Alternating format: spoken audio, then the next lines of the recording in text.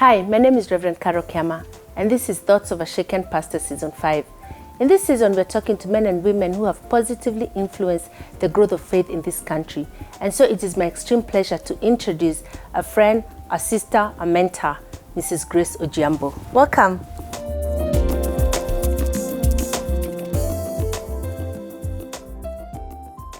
Thank you. So nice to have you on this show. Thank you for making time. Now, let me take you back to the beginning. Tell me about growing up before you even came to faith, just about your family of origin. I grew up in a family which was very Christian, so to speak. I am sure I started going to church before I was born. and I continued. We were a big family. My mother had 11 children, but one of them died before I was born. And 10 of us lived to adulthood. And I was the 10th child of those who lived. And then she died when I was 6. So my father remarried and had another 7. So we are actually 17. Wow. Our home was an open home. Many people lived in our home.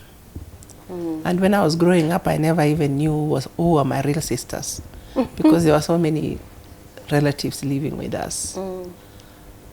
But it was a happy childhood, you know. It was a happy childhood. So how did you come to faith? I came to faith when I was 16. I was in high school then. Of course, I believed I was a Christian. I knew I was a Christian. But when I went to Christian Union one day, we used to go, for me, I used to love singing. So I just used to go and sing, and when they start preaching, we sneak out. But this time, somehow, we didn't sneak out. So the person who was preaching said something that really puzzled me. He said, God does not have grandchildren. He has only children. He does not have nieces and nephews, just children.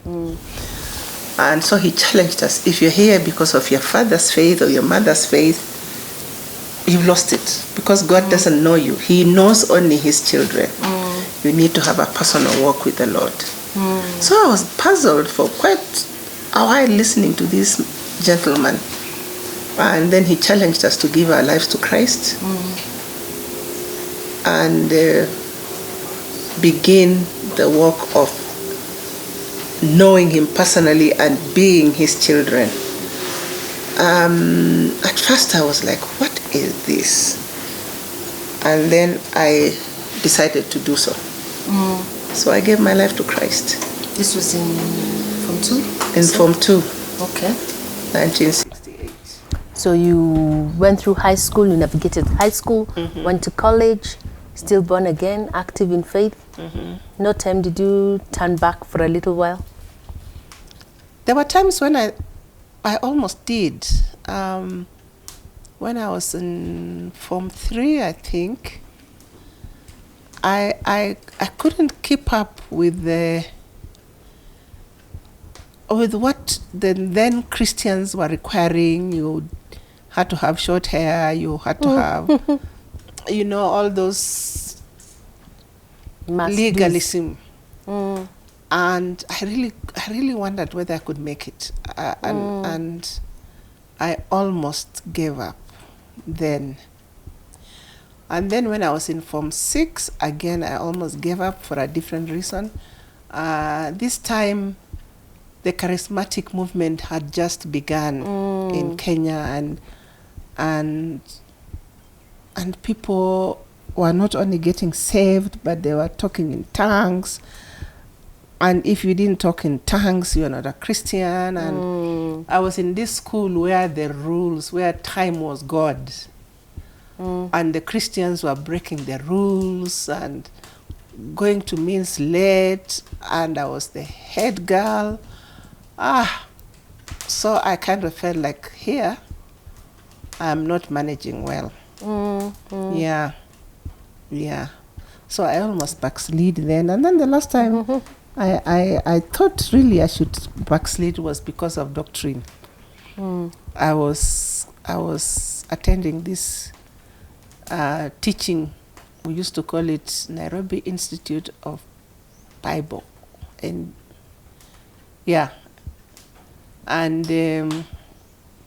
when they started teaching on predestination, and when I read about it, I just felt, no, this can't be right. If God has already decided who will be saved and who will not be saved. Where am I struggling? Why am I struggling telling people about Christ? Those who will be saved, and so on. And anyway, do I even know whether I was predestined to be saved or not? That troubled me a lot. So how did you resolve it? I'm just interested to know, because I also struggled a lot with predestination and free will. Finally, I just decided if God is God, He's God. He does what He does. He knows what is best. And who am I to question Him? So finally, it was a surrender. I couldn't fight Him anymore. So I just said it. If God is God, He's God. Yeah. You know, and there will be, the truth is that there will be certain passages we'll struggle with, you know, that He loved Esau and hated Jacob. Yeah. I really struggled with some of those, and I remember going before the Lord and saying, you know, so what's the point? How do I know that I'm in this household of faith because you've chosen me, or I'm insisting, you know? And I remember clear as day, He just said, you know, you're loved, so what's your problem? Yeah. And I think that's why it says, unless you have faith, because faith is being almost at peace even with some of these things that you cannot understand, and believing that God remains good and just, and that the fairness and justice of God is beyond what we comprehend to be fair and just. Yeah, so if you're listening to us and you've struggled with some of these things, hang in there. God is faithful. Sometimes He will answer you. Sometimes He'll just give you peace to live with these unresolved issues until when we meet Him. Yeah. So you did not leave. You stayed in this faith. I did not leave. I stayed. Okay. And how did you become involved in ministry? Because I know you've done quite a lot in ministry. For me, I think being in ministry has always been there. Even when I was not in ministry, in court. For example, I wanted to be a doctor to begin with. And the reason I wanted to be a doctor was I was thinking if I became a doctor, I would help people physically and spiritually, you know? So for me, it was still ministering to people. I didn't become a doctor because the school I went to in high school didn't teach physics and chemistry. We only did biology. So I decided I would be a nurse, which was now next to the doctor as far as I was concerned. And when I told this to my brother, who was then basically my father, paying my fees and all, he told me there is no such thing. You are going to Form 5. And so I prayed. I told the Lord, if you want me to become a nurse, let me get a 3rd division. I'll work hard. Getting a 3rd division. It seemed like if you got a 3rd, they were, you know. So if I don't get a 3rd division, then I know you want me to go to Form 5. So I prayed. I didn't get a 3rd division. So I went to Form 5. And when I reached Form 5, now I was totally confused because I didn't know what I wanted to be. Then I went to do untrained teaching after I finished my Form 6. And I loved it so much. So I decided that is what I was going to do.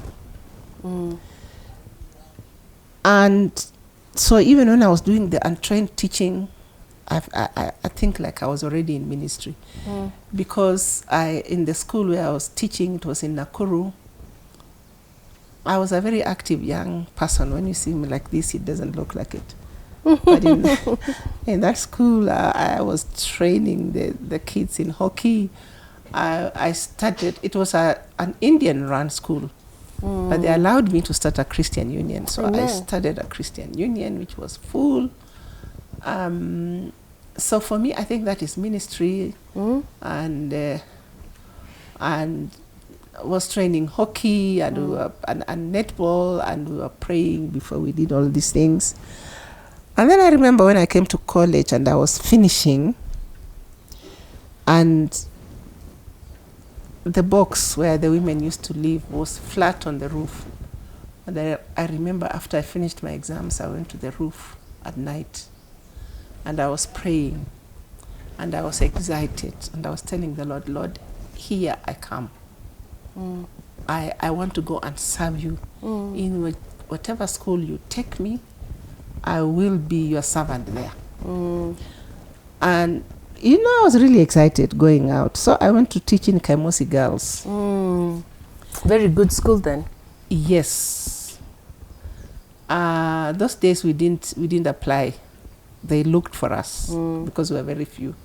So there were 3 headmistresses who wanted me to go, but I chose Kiamah because I had been there for my teaching practice. So all the time I was in Kiamah, I was ministering. I was, apart from doing other things like hockey and cross country with the girls and all that, I was running the Christian Union. They had closed the Christian Union when I went. And the girls told me, you know, when I had been there in teaching practice, it was very active, but when I went, it was no longer there. So I asked them why, and they told me, oh, they're persecuting us, So I went to talk to the headmistress. She told me these girls became unruly. They are not keeping time. They are going to the field in the night, and the field was far. So the headmistress had closed it. So when kind of like what you experienced in Form 6. Yes, exactly. I guess God was preparing me. So I asked her, can we try again? Then she told me, only if you promise to talk to the girls. So we started again. So that was an exciting journey. And so many girls got saved. And we were able to contain it. Unfortunately, I left to get married. I came to Nairobi, and again, when I was in Meriliki Christian Union. So finally, I don't know what you mean, ministry. You're thinking of Youth for Christ? I was thinking of Youth for Christ, but it's very interesting to note that all along God had kind of always prepared your heart to minister to young people. Yes, wherever I was in whatever school, even in Starehe Boys, when I later on went there, I still just did the same. Oh, I didn't know that you even taught at Starehe Boys. Yes, I did. So interesting. I did. What was the subjects that you were teaching, by the way? History and Christian religious. Studies. Yes. But eventually I dropped history. I just concentrated on Christian religious education. That is so interesting, because my sister taught in Starehe for a long time, and she was a history and CRE teacher. Oh. That's quite something. Oh, who is your sister? She's called Anne Mushokimbai. She came many years later. Yeah. So with Youth for Christ, I taught for several years, and then when I had my second born in 1980, before he came, I felt the Lord really touching my heart that I should resign and be a homemaker. I was teaching, like I've told you, Christian religious education, and those days we used to have paper 4, which was in A-levels, which was Christian ethics and moral issues. So one of the things we were looking at is the family. So I realized what I was teaching the girls, I'm not practicing. In the sense that you're supposed to be there to teach, to train your children, to discipline them, but I was leaving the house before 6 and coming back. Earliest I ever came back was 6:37. At that time I had only my son. So as I was teaching, I became convicted. So who is teaching my children, and training and disciplining. It's definitely not me. And I tried to transfer. At that time, we were living in Gay, and I was teaching just near here, Meriliki. And I tried to get a transfer to a nearer school, and I got the transfers, but the headmistress would not release me. So eventually the Lord just convicted me to stop teaching, so I did. And I was at home taking care of my family, and mainly doing a lot in the church, but not too much, because I was clear not to get too busy again. Let's just talk a little bit about that, because I stopped working as well for like 10 years to take care of my children, and I know that it's not an easy path, and I'm just so excited to hear that, because I think it is something that many women struggle with, the reality of sometimes having to work, but then that deep-seated desire to be the one who parents your own child. How was that like for you? Did you struggle? How was that like for you? Here you are, you used to make your money. I don't know if you were housed by the school or not, but there were some adjustments. Yeah, just talk a little bit about those adjustments. My struggle was at the beginning to, first of all, I had to convince my husband that the Lord is leading me in this way. He was afraid. And then later on, when we were able to talk about it, he told me, I don't want people to think that I'm forcing you to stay at home. But finally we agreed. So my struggle was at the beginning, telling my family, telling my friends that I'm leaving work. That was my struggle. But when I finally left, I just had a great time raising my kids. I really did. I did everything they did. I learned swimming when they were learning swimming. I went everywhere with them. Occasionally, I would meet my schoolmates or college mates, and they would say, "Hey, Grace, what are you doing?" And I'm saying, "I'm at home."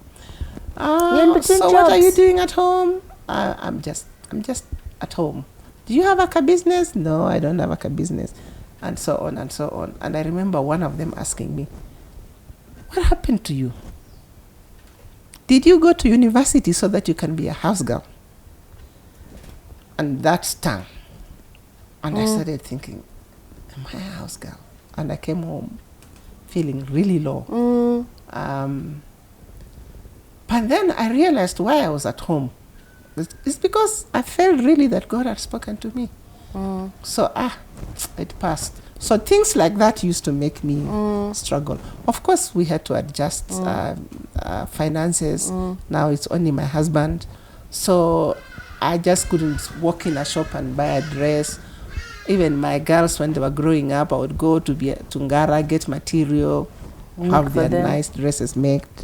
So you have to adjust in that sense.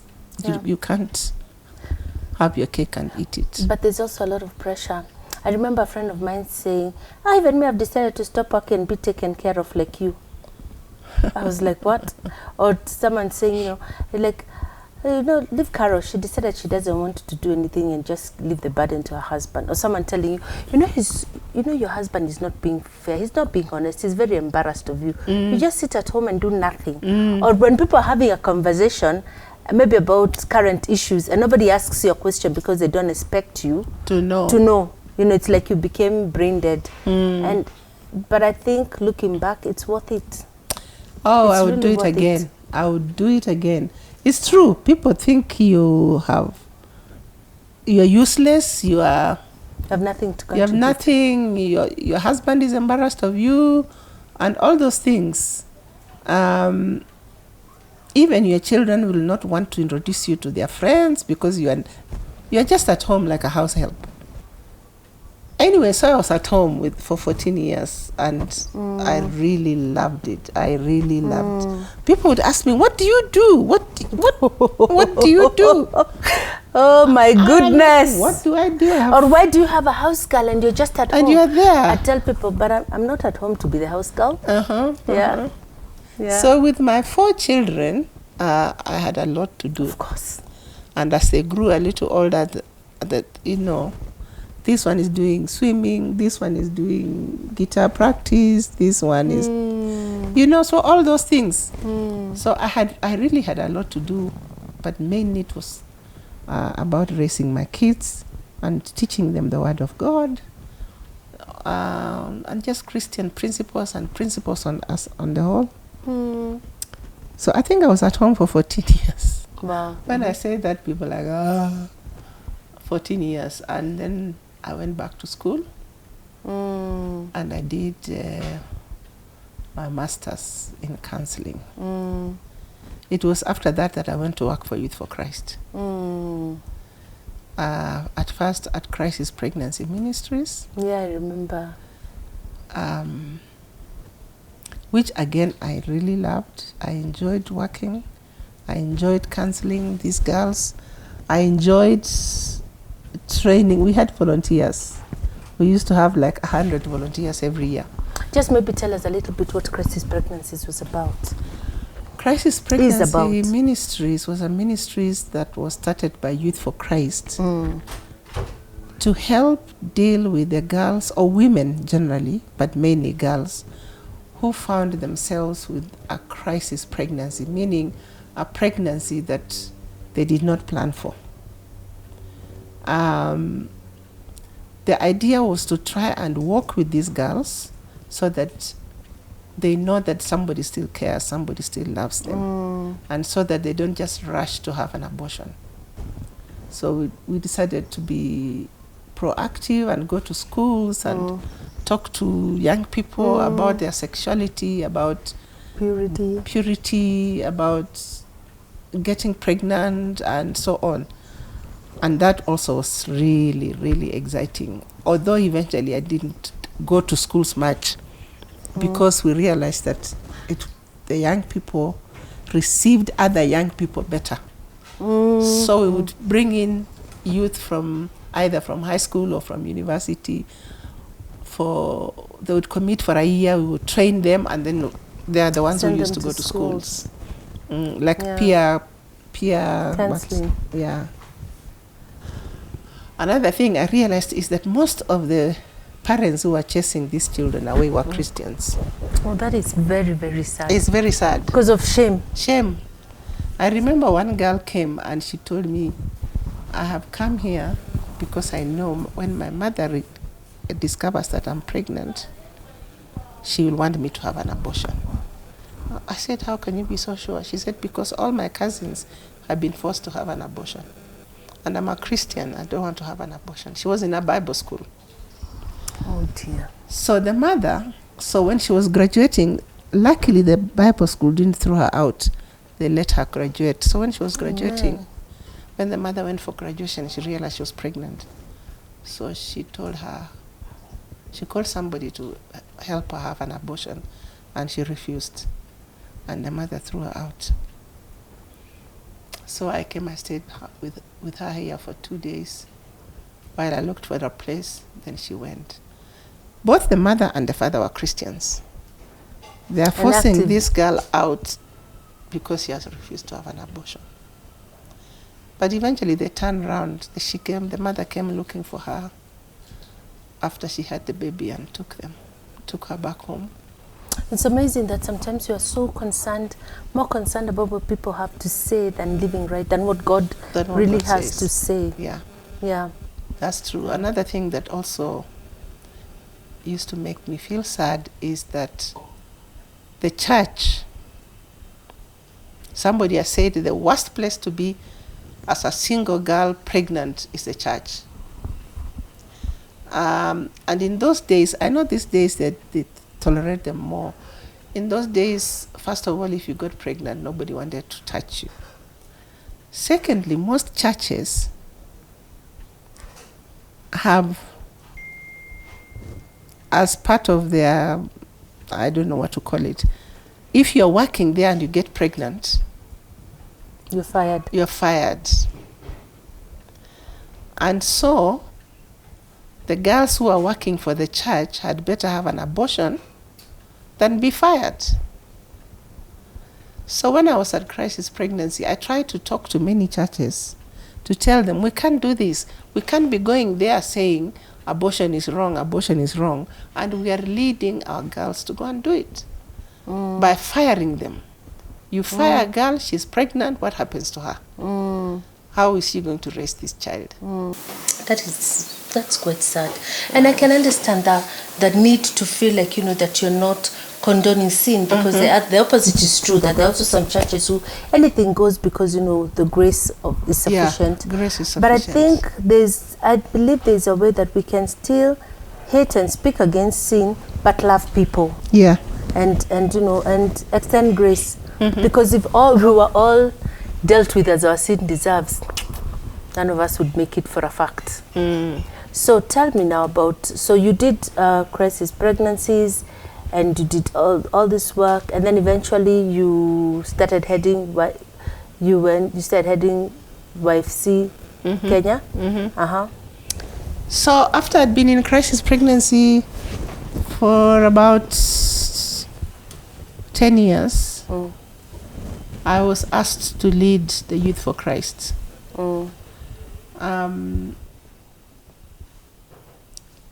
Now, that was a hard one for me. I was like in deep waters because that was really specifically youth work. And I don't think that was my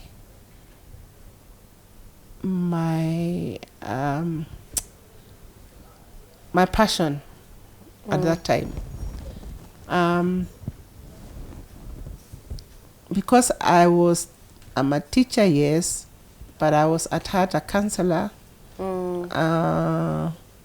But then I realized once I accepted and went there, like crisis pregnancy also, I realized you're doing more of administration than the actual work. So anyway, I accepted to lead the Youth for Christ. I think it was at its lowest ebb when they asked me. The crisis pregnancy was still under Youth for Christ. So we're still doing all the crisis pregnancy ministry, plus now the Youth for Christ ministry. And at that time, Youth for Christ had been more known for the music, yes, and the concerts, yes, and the singing teams. Yes. And so the ex-candidate program, I think. No, ex-candidate was Navigators. Navigators. So we continued to do the work of rebuilding, because we needed to rebuild the ministry. And I had a great team that I had come in with. Great team, wonderful team. So we set our eyes on rebuilding the work and serving the youth and doing what we did best, going to schools and doing the purity things and evangelism. And so we continued with that, and we grew. We started a chapter in Kisii, a chapter in Meru, a chapter in Eldoret, Nakuru we had started as crisis pregnancy, and in Eldoret we had started as crisis pregnancy, but now we made them into Youth for Christ. So yeah, so when I left, the work was moving on, and I felt, although by the time I thought, what have I done? But when I looked back, I could see that what you had done, a lot had been done. And you were there for how many years? I was there for 5 years. But what is exciting is some of these young people that worked with us, either as volunteers or full-time workers, have gone on to, many of them are pastors. interestingly. And many of them are working either in youth ministries or NGOs doing youth work. So when I see that, I feel like I did something small that for the Lord. You continued with the discipleship that you had started with your children. Yes. Yeah. Yes. Tell us about meeting Fred. Meeting Fred? So many years ago. I met him when I went to university. But he was in a very different group. He was not a Christian, and I was. And so my sister had been there before me, who was also in sports, and my husband used to play rugby and box. So he saw me and he said, "You look like Elizabeth. Are you Elizabeth's sister?" I said, "Yes." But I really didn't want anything to do with him because he was in a very different, rowdy, everything wrong. I remember this one time we were going to Makerere. I was in the hockey team and he was in the boxing and rugby team. So as we went, you know, rugby people just drink. They are rioters. But then I noticed he was the only one who was not drinking. And so at some point our bus broke down and the drivers are asking for help, and the guys are so drunk, and he was the only one who went to help. And when we got to Makerere, it was raining. He was the only one who went up to remove the things from the bus because the rest were washed out. So I started wondering, what kind of guy is this? But it ended up there. So I used to sing in a group called the Trekkers. And we used to go out. You used to go trekking. We used to go trekking. So we used to go out to schools, mainly to churches. There was a bad strike at the university, very bad one. And my husband was one of the leaders. And the university closed for quite a long time. So when we came back, he came to the Christian Union and he gave a testimony that he had been saved. And we were all looking at him and thinking, Fred Ojiambo. We used to be the field marshal. The field marshal? No way. So many of us didn't believe him. Actually, me, I believed him, but many people didn't believe him. When he got saved, he plays the guitar. He plays the guitar pretty well, although now he's a bit rusty. So he was in a group that was instruments only. So one day they decided, why don't we join the Trekkers so that we, with the instruments and the vocalists. So and then he came. We joined. Again, I see him there and I'm thinking, this guy can play the guitar. So we were together in the Trekkers. Now we are one group. So one day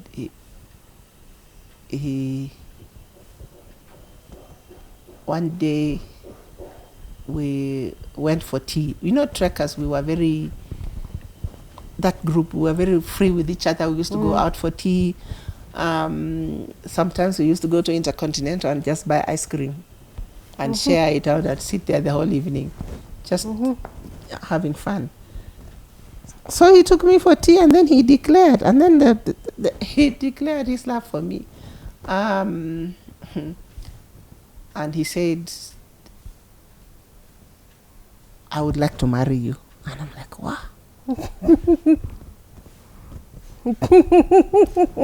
I was completely lost. Of course, I also loved him. I had loved him for a long time secretly. You had been watching him and liking a brother. Yes, but I just thought, Appa, how can you take me out the first time and you want to marry me?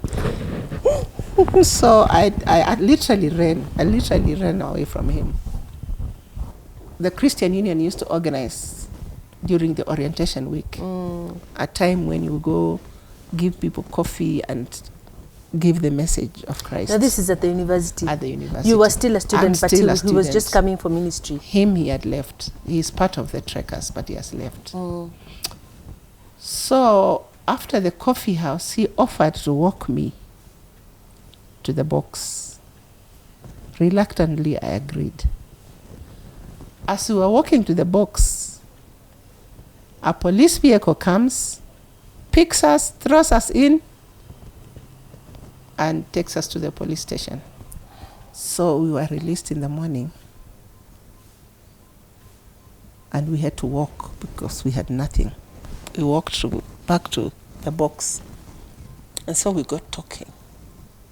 So he asked me why I was avoiding him, blah, blah, blah, blah, blah. Later on, I realized the Lord had that. His hand was in that, our being taken, because it is what broke me to stop running. Hey! But then the Lord spoke to me. So that is how you started, and then you got married. We got married, but it was a... First of all, the Christians didn't believe he was a Christian, so all the Christians told me, you're making a mistake. Unaenjoiwa? My family had heard of his... escapades. Yes. How he was in drugs and fighting and beating people. So they were so worried. I mean, at one point, I talked to my sisters from about 8 to 3 a.m. And they are just... This man, do you know he was a drug addict? Yes. He beats people. I said, I've seen him fight. And they couldn't believe what was going on in my head. And even me, I started wondering, what is going on with me? Everything put together, we were the most unlikely people to meet and have a friendship and have a marriage and be married 45 years later. 46 now. Imagine. But I think it was the Lord. Yeah. So you meet Fred, and then he gets into law. He was already a lawyer. And he's vocal at that, both about his faith and about his stand for justice. How was that like for you? You know, he was a lawyer before I met him. Before I married him. So I knew what he stood for. I didn't quite understand what being a lawyer was. One of my sisters had tried to convince me to be a lawyer, and I told her, no, I don't want to be dealing with criminals. So I began to understand really what his work was. Many Christians didn't think you could be a Christian and a lawyer because they believed that you have to tell lies to win a case. I have learned differently now. So mine was just to support him.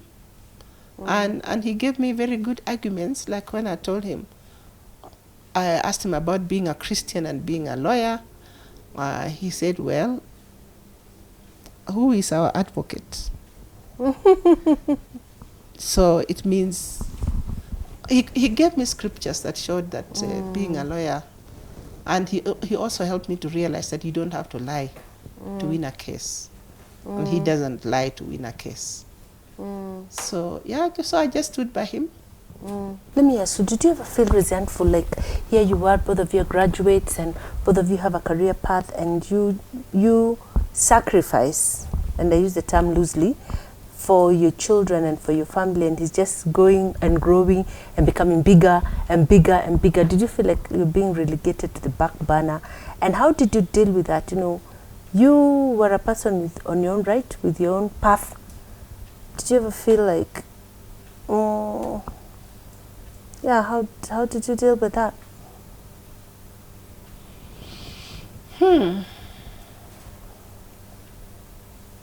I guess for me, I had a dream to have a home and to raise a family, a godly family. And being at home, I felt like that dream was being fulfilled. Yeah. And so at that time, I did not feel resentful. So sometimes I ask that question, who am I?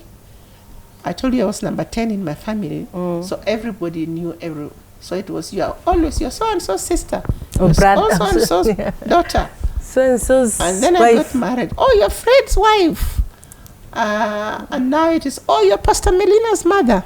So sometimes I don't know who I am as a person. So it is only later on in life I kind of felt a bit, who am I? But again, I feel like I have been following the path which the Lord has set for me. So I don't feel like I've lost out on anything. For example, even after I had been at home for 14 years and went back to school, then came back into the market, I didn't look for a job. I had 4 job offers.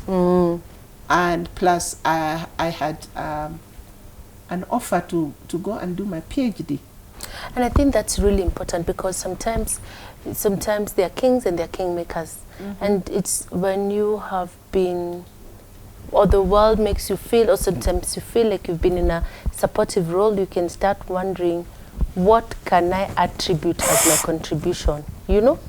But I think it's really, really important, like what you've said, that at the end of the day, it's about walking the path that the Lord has set before you and doing it diligently.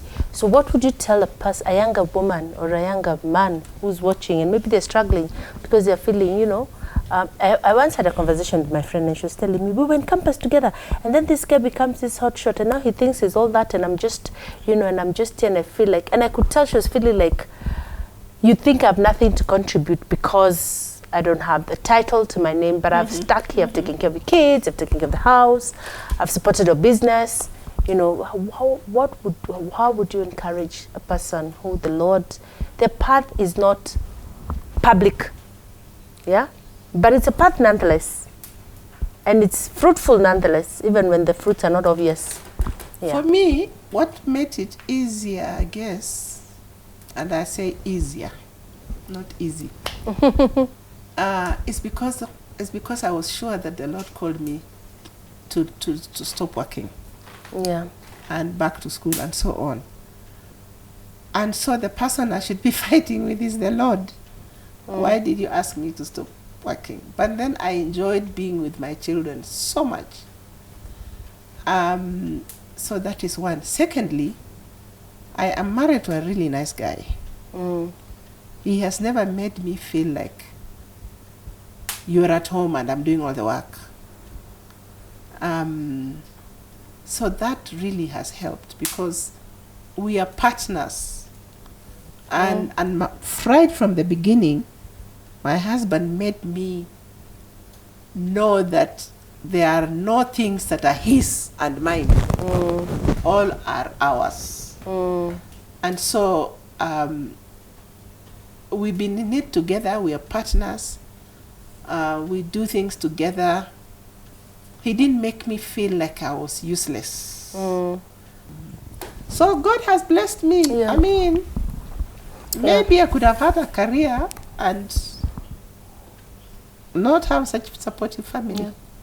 And you know, it's amazing, because people know Grace on her own right beyond being Fred's wife. And that's why we're here, because we know Grace and her contribution in Christ's pregnancy and Youth for Christ, and, you know, all the school teams that would go. Because Youth for Christ was big, particularly when I was in campus and in college.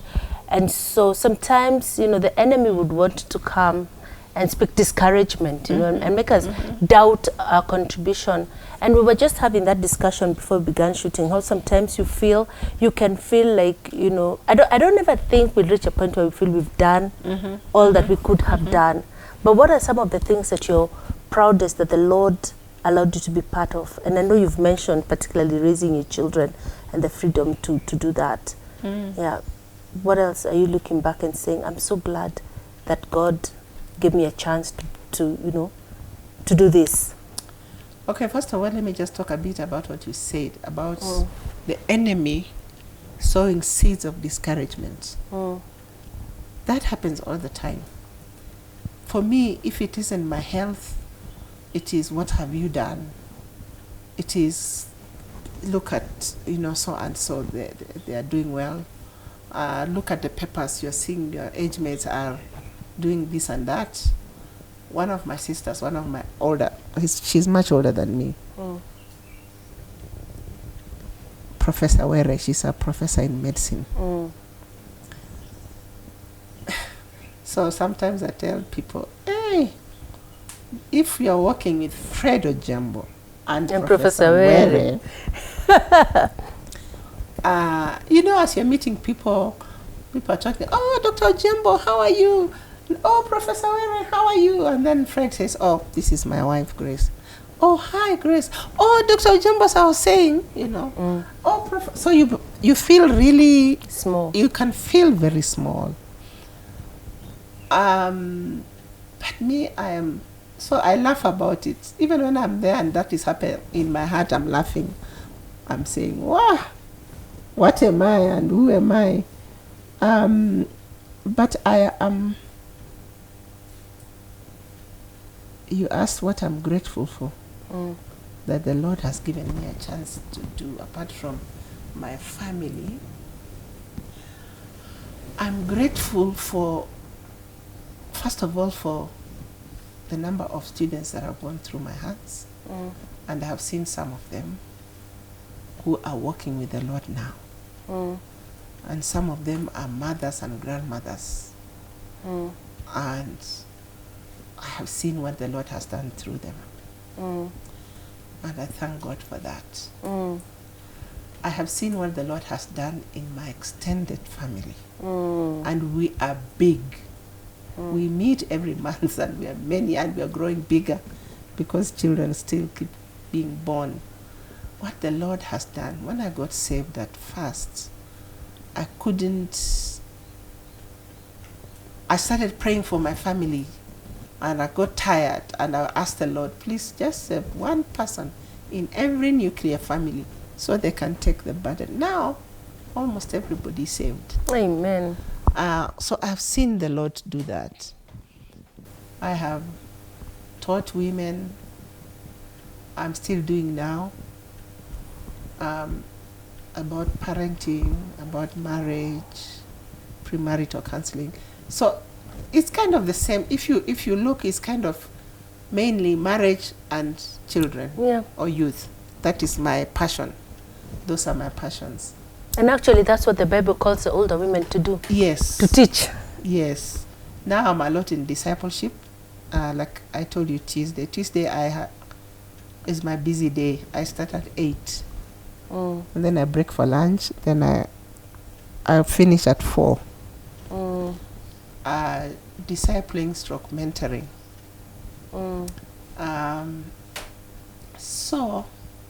But what I am most grateful to God for is that He has allowed me to serve Him in whatever area. He's been there. He's been there with me. He has allowed me. He has allowed me, mainly my family, to raise my family. And I'm really grateful to God for that. Okay. And what would you do different? Looking back at your life, what are some of the things that you would do different? Do you have any regrets or something you wish you could have gotten to do that may be an opportunity that you passed? Anything? What would you do different? If there is anything you would do different. What I would do different? I would have stopped teaching when I had my firstborn. I think he missed out. What I would do differently, I wish I knew what I know now about raising kids. I would have spent more time with them. More than I did. I would have been more intentional, more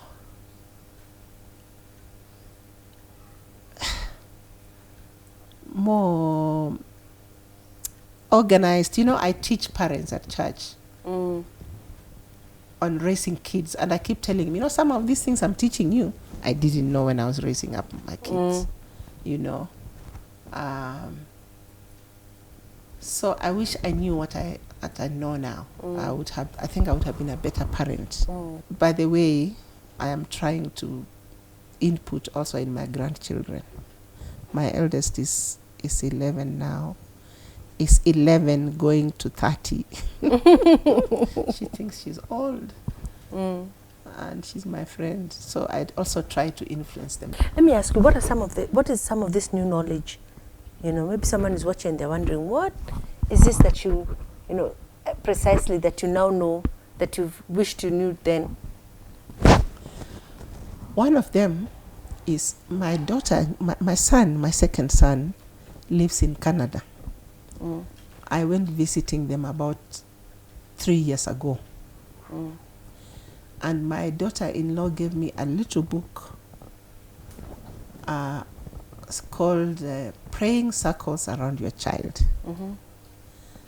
That little book is like, I wish I had this book. I keep reading it and highlighting almost the whole book. Is it gives you ideas on how to pray.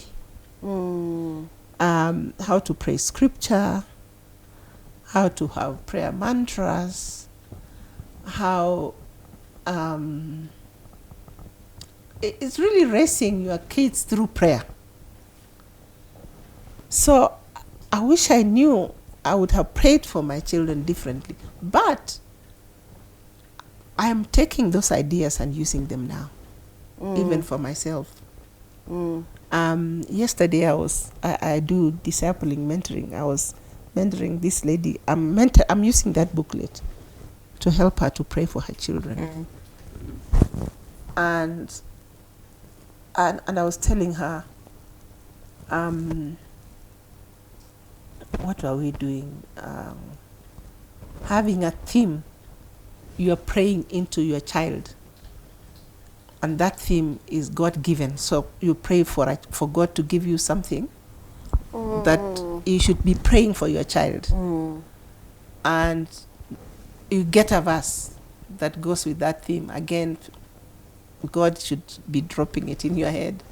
And then you pray for your child. So there you're doing several things. You're influencing this child, but you're influencing them from God's perspective. And you're praying this thing into them. And I have read that book through many times, but I hadn't seen that particular one. So as I was talking to Maxie, I was telling her, hey, I hadn't seen this. And she is excited.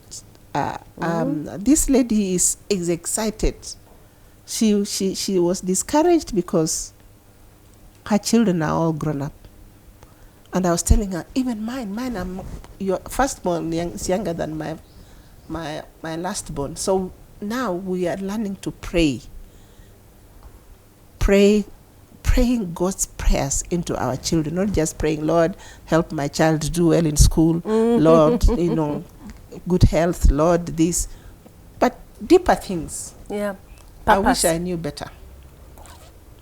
Wow, and that's important. So if you have children, please don't just pray for them to pass. There's more to life than passing exams. Ask God, because God created these children. Yeah. And we are just custodians. So ask God, what is it about my TJ, like mine, or Toria, or Tayo? What would you have them be? And start asking God to, that's what you're saying, right? And you pray around some of those things as God drops them into your spirit. Amazing. Wow, wow. Okay, so in your journey, what has been your guiding verse? What's the verse that sticks out for you and says, I think this kind of sums it up for me? And I know as Christians, we have very many Bible verses, but what's the one that comes to mind? The common one. For I know the plans I have for you, says the Lord. That has been one of more of an encouragement than guiding. Guiding is trust in the Lord with all your heart and lean not in your own understanding. In all your ways acknowledge him and he will direct your path. That one has been the one that has like when I'm not sure, I go back to that one. And it's one of the verses I made my children memorize when they were small. So that has been my helpful verse Oh, wow. in my life. Oh, wow. There are times life has not been easy for me throughout. You haven't asked me on that, but let me talk a bit about that. Yes, please. Because people might think, oh, Mrs. Ojiambo just has it easy. My trials have been mainly through in death, through people dying, people who are close to me. So like my mother died when I was 6. My father died when I was 35. Then my brother, who was like my father, also died. And people have been dying. But I think the worst time for me, and of course my grandchildren, the 3 that have died, that was painful. But I think the most painful one was 2012, I lost a sister. 2013, 6 months later, I lost another sister who I was taking care of here. 2014, I lost my mother, who had brought me up. Again, who I was really very involved in her care. But 2015, I lost a brother and a sister in the same week. Now that was devastating. That was like, it's like God left. My sister, we knew she was going because she had brain tumor that was growing inside. But my brother, my kid brother, who was like a son to me, that was hard. So that brother had been kind of sick and we didn't know what was wrong. Sent him to the hospital to do all tests. He died before the hospital started doing the tests on a Thursday, and my sister died on Sunday. Now it was like God had left. I went to a bad place and I did not know I had gone to a bad place until I was coming out. So of course, being a lawyer, people are talking, these children, this home, they have not done this and so on. And I realized I was in a bad place because I started thinking about it. What if they are right? What if what these people are saying are right? And I remember coming back and talking to my pastor. But it really made me feel like God had left. I lost so many people. My sister-in-law, whom I loved, died.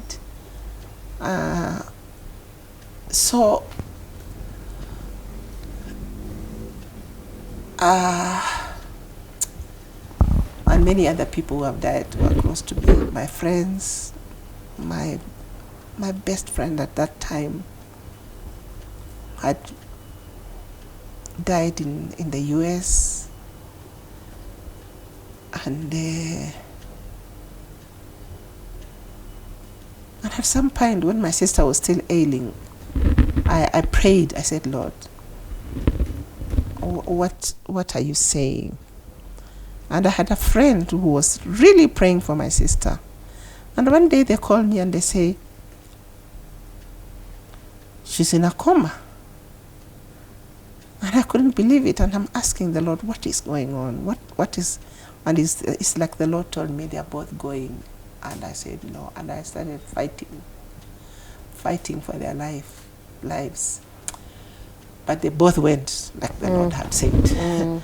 So for me, that has been a thorn in the flesh. the other day I was telling my husband, I think I need to go for therapy. Maybe I didn't grieve these people properly, or maybe I didn't work through, I don't know. But just losing people can really make you feel abandoned. Yeah, like God is not, okay, for me I didn't feel like God is not there. I just felt he didn't like us. He didn't like me, he didn't like my family. He is doing things for everybody else. I would go to the prayer meeting and people would say, oh, we prayed and so got healed. We prayed and I'm thinking, what about me? What about me, Lord? What about me? So that has been a journey, and the Lord is helping me to walk through it. To continue trusting him. Continue trusting him, not to feel abandoned, and not to know that he cares.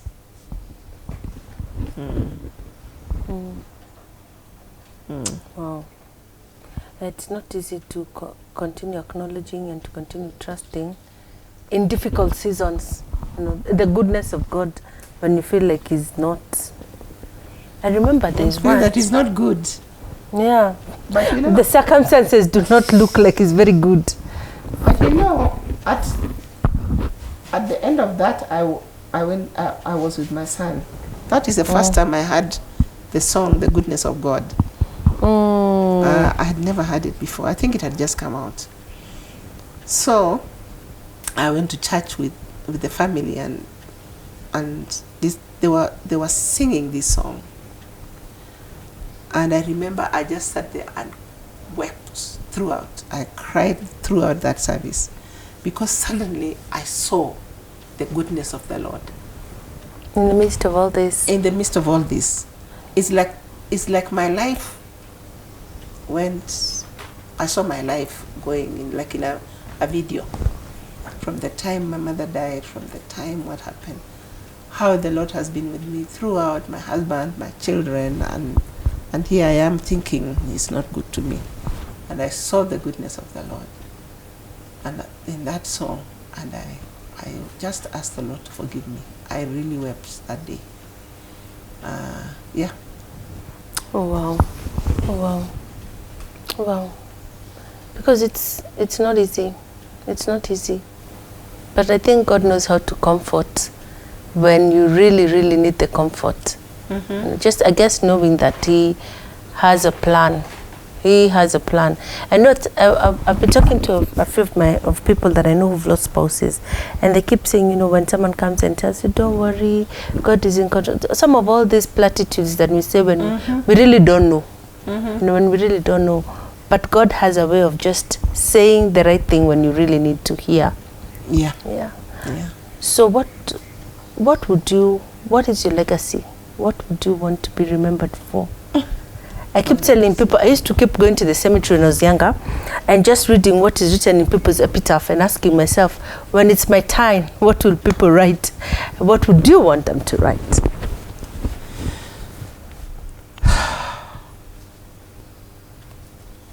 What I would want them to write is that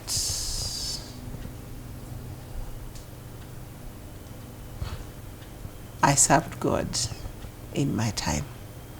Amen.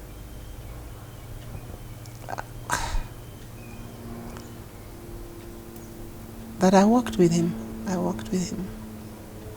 Amen. Amen. Wow. So what's your parting shot? Talk to someone who's watching you now, and maybe what you feel in your spirit that you would want to tell them. That God is faithful. He was faithful when I was 16.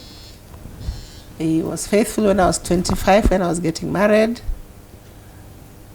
He is faithful now. I am 71. God is faithful.